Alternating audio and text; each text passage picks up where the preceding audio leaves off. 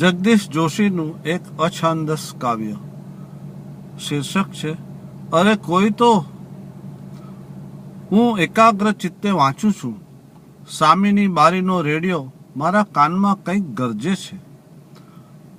દિવાલ પરનું ઇલેક્ટ્રિક ઘડિયાળ વર્તમાન સાથે ઘસાતું ઘસાતું ચાલે છે.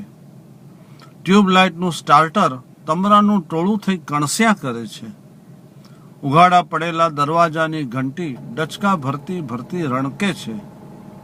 ઘરનો નોકર દૂધવાળા જોડે અફવાઓની આપલે કરે છે.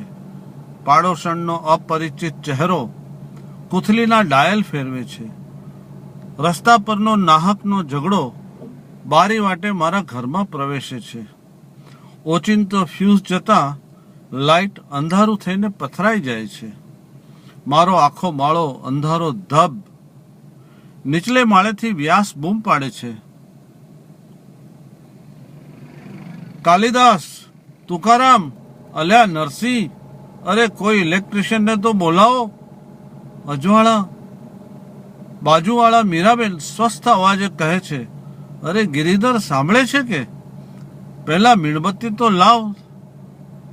અને મારી ચાલીમાં, મારા માળામાં, મારા ઘરમાં, મારા દેશમાં મીણબત્તીની શોધાશોધ ચાલે છે.